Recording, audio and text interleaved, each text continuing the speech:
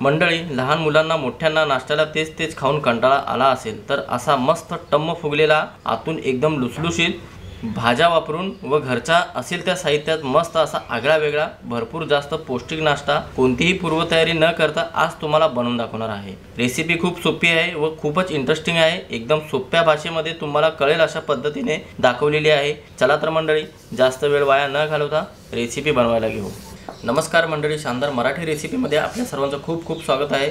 तर सर्वात अगोदर आपल्याला मोठंसं भांडं घ्यायचं आहे आणि ह्या भांड्यामध्ये आपल्याला एक मोठी वाटी ज्वारीचं पीठ घ्यायचं आहे आणि ही वाटी मी कपाच्या मापाप्रमाणे सेट करून ठेवलेली आहे। वजनी प्रमाणामध्ये 150 ग्रॅम इतकं ज्वारीचं पीठ घेतलेलं आहे। तुमच्याकडे ज्वारीचं पीठ नसेल तर तुम्ही बाजरीचं पीठ घेतलं तरी चालेल किंवा बाजरीच्या पिठाजागी गव्हाचं पीठ घेतलं तरी चालेल। आणि त्याच वाटीने आपल्याला अर्धी वाटी बारीक रवा घ्यायचा आहे। बारीक रवा नसेल, जाड रवा असेल तर त्याला थोडंसं मिक्सरमधून फिरवून घ्या आणि एकाच वाटीने तुम्हाला माप घ्यायचं आहे। माप परफेक्ट निघालं तर रेसिपी चुकण्याची अजिबात शक्यता नसते।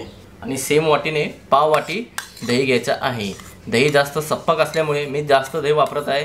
तुमची दही जास्त आंबट असेल तर 1 किंवा 2 चमचे वापरला तरी चालेल। आता ह्याच्यामध्ये आपल्याला अगोदर अर्धी वाटी पाणी वापरायचं आहे। अगोदरच जास्त पाणी वापरायचं नाही, थोडंसं पाणी वापरून आपल्याला हे सर्व जिन्नस पाण्यामध्ये चांगल्या प्रकारे एकजीव करायचं आहे।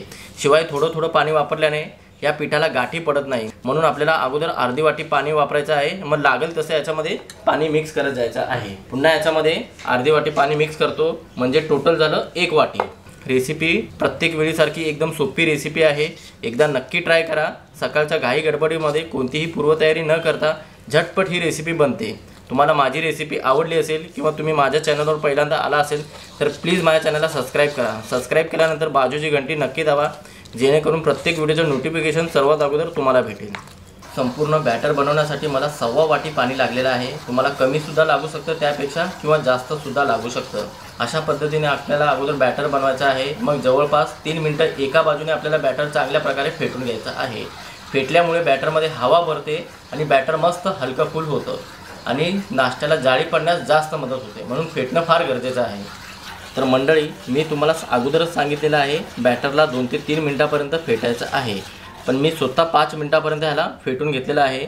जितकं जास्त फेटणार तितकंच बॅटर एकदम हलकं फुल होणार आणि ह्याच्यावर हलकासा फेस येतो, म्हणजे बॅटर चांगल्या पद्धतीने फेटून तयार झालेलं आहे। आणि हलकासा असं घट्टसरच बॅटर पाहिजे, जास्त पातळ करू नका, तेव्हाच हे आपले एकदम टम्म फुगलेले होतात। आता रवा वापरला आहे तर ह्याला 10 मिनटं झाकून ठेवायचं आहे, म्हणजे रवा चांगल्या प्रकारे सेट होईल आणि नाश्त्याचा रिझल्ट एकदम परफेक्ट येणार।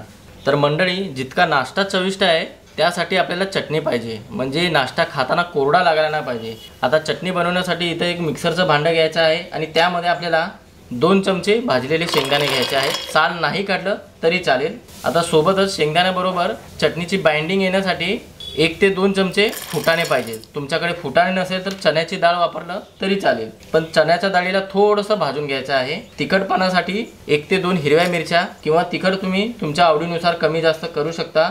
3 ते 4 लसणाच्या पाकळ्या व अर्धा इंच आलं वापरायचं आहे। आता चटणीची चव बॅलन्स राहण्यासाठी, म्हणजे तिखटपणा बॅलन्स राहण्यासाठी 2 चमचे आपल्याला दही वापरायचे आहे। दही वापरायची नसेल तर अर्ध्या लिंबाचा रस वापरला तरी चालेल। चवीनुसार मीठ टाकायचं आहे आणि थोडीशी आपल्याला कोथिंबीर वापरायची आहे।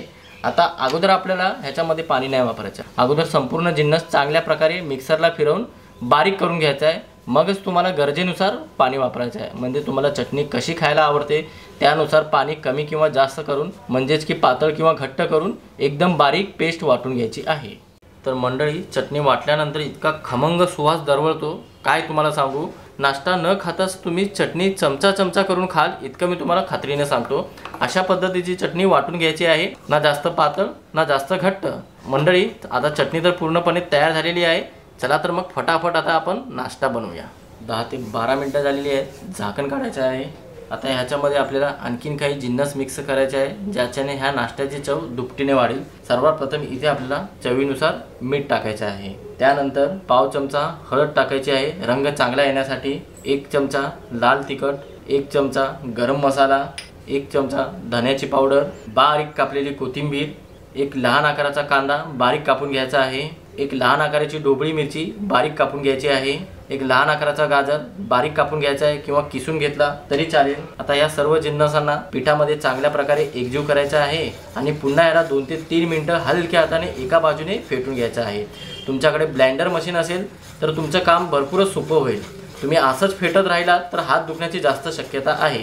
किंवा याला तुम्हाला फेटायचं नसेल तर तुम्ही इथे इनो किंवा सोडा वापरू शकता। हळद वापरली असेल तर सोडा वापरू नका, कारण की हळद आणि सोडा दोन्ही एकत्र आले तर नाश्त्याला लाल स्पॉट येणार, म्हणून हळद वापरला असाल तर तुम्ही इनो वापरू शकता। आता याला मी 2 ते 3 मिनिटांपर्यंत पुन्हा एका बाजूने चांगल्या प्रकारे फेटून घेतो, जेणेकरून पुन्हा पीठ एकदम चांगल्या प्रकारे फुगेल आणि मस्त हवा भरली जाईल पिठामध्ये। तुम्ही भाज्या तुमच्या आवडीनुसार कमी जास्त करू शकता। तुम्हाला ज्या भाज्या आवडतात त्या भाज्या वापरू शकतात, किंवा ज्या भाज्या आवडत नाही त्या भाज्या तुम्ही स्किप करू शकता, किंवा तुम्ही नुसतं पिठामध्ये मसाले वापरून हा नाश्ता सुद्धा बनवला तरी काही हरकत नाही। चवीला एकदम बेस्टच लागतो, पण चवही वाढेल आणि पौष्टिक सुद्धा होईल इथे, म्हणून मी भाज्या वापरलेल्या आहेत। मस्तपैकी असं फेटल्यामुळे बॅटरला मस्त असं बुडबुडे आलेले आहेत, म्हणजे हलकासा फेस आलेला आहे। बॅटर एकदम हलकं फुल झालेलं आहे। आता तुम्हाला याच्यामध्ये इनो वापरण्याची गरज पडणार नाही, किंवा तुम्हाला इनो किंवा सोडा वापरायचा नसेल किंवा फेटायचंही नसेल तर तुम्ही ह्या बॅटरला 3 ते 4 तास भिजत ठेवलं तरी चालेल, किंवा 1 दिवस आधी तयारी केली तरी चालेल।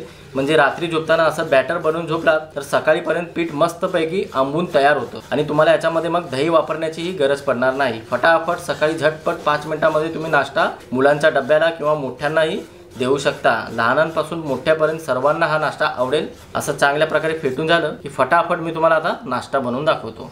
तर इथे मंडळी अप्पे पॅन घ्यायचा आहे, आणि प्रत्येक खाण्यामध्ये आपल्याला 2 थेंब तेल टाकायचं आहे, आणि त्याच्यावरून आपल्याला काळे तीळ आणि सफेद तीळ असं पसरवून टाकायचं आहे, आणि सोबतच प्रत्येक खाण्यामध्ये एक कढीपत्ता ठेवायचा आहे। किंवा तुम्ही असेच अप्पे बनवलं तरी चालेल, पण आणखीन जास्त पौष्टिक दिसतात आणि दिसायलाही छान दिसतात, म्हणून इथे मी काळे तीळ आणि सफेद तीळ वापरलेले आहेत, शिवाय कढीपत्ता सुद्धा वापरलेला आहे। आता याच्यामध्ये आपल्याला एक चमचा बॅटर सोडायचा आहे, आणि गॅसला एकदम मंद आचेवर ठेवायचा बरं का, जास्त फास्ट करू नका। असे सर्व अप्पे प्रत्येक खाण्यामध्ये टाकून झाले की आता याच्यावर झाकण लावायचं आहे, आणि 5 ते 8 मिनिटांपर्यंत ह्याला चांगल्या प्रकारे भाजून घ्यायचं आहे। 5 ते 6 मिनिटं झालेले झाकण काढायचं आहे। पाहू शकता मंडळी, इनो न वापरता सुद्धा नाश्ते मस्त टम्म फुगलेले आहेत। आता काय करायचं, अगोदर आपल्याला ह्याला वरतून असं तेल लावून घ्यायचं आहे। असं वरतून चांगल्या प्रकारे तेल लावलं की एक करून अगोदर आपल्याला हा नाश्ता उलटून घ्यायचा। अगोदर मध्य भागाचा उलटून घ्यायचा आहे। हे पहा, अरे वाह, काय कलर आलेला आहे, मस्त रंग आलेला आहे। अशा पद्धतीने तुम्ही अप्पे बनवणार, खरंच मंडळी लहानांपासून मोठ्यापर्यंत सर्वांनाच आवडणार। असं एक करून सर्व अप्पे असे उलटून घेतले की आता झाकण न लावता 1 ते 2 मिनिटांपर्यंत गॅसला मंद ठेवून भाजून घ्यायचं आहे। 1 ते 2 मिनिटं झाले की आता याला काढून घ्यायचं आहे। चांगल्या प्रकारे दोन्ही बाजूने असं भाजून घ्यायचं आहे। पहिल्या वेळेस 5 ते 6 मिनिटांपर्यंत भाजून घ्यायचं आहे, दुसऱ्या वेळेस 1 ते 2 मिनिटं झाकण न लावता। आणि पाहू शकता गोल गरगरीत टम्म फुगलेले अप्पे तयार झालेले आहेत। अशाच पद्धतीने उरलेल्या पिठाचे सर्व अप्पे बनवून घेतो आणि ह्यांना एका प्लेटमध्ये काढून घेतो। तर मंडळी अशा प्रकारे प्लेट भरून अप्पे तयार झालेले आहेत। किमान 1 वाटी ज्वारीच्या पिठाने 40 ते 45 अप्पे तयार झालेले आहेत, आणि मस्त असं गोल गरगरीत। तुम्ही भरपूर प्रकारचे अप्पे खाल्ले असतील, पण असे ज्वारीच्या पिठाचे इनो सोडा न वापरता, कोणती तयारी न करता झटपट 15 ते 20 मिनिटांमध्ये असे अप्पे तयार होतात। पाहू शकता, दिसायला जितके सुंदर दिसतात तितकेच खाण्यासाठी एकदम चविष्ट झालेले आहेत। एक अप्पे मी तुम्हाला तोडून दाखवतो। हे पहा, मधून पाहू शकता एकदम मस्त जाळी पडलेली आहे। असा जाळीदार नाश्ता भेटला तर तुम्हाला कशाला इडली डोश्याची गरज पडणार। असा मस्तपैकी नाश्ता रोज बनवा आणि रोजच सर्वांकडून कौतुक करून घ्या। तर मंडळी, आजची रेसिपी कशी वाटली नक्की कळवा, तुमची प्रतिक्रिया मला कमेंट बॉक्समध्ये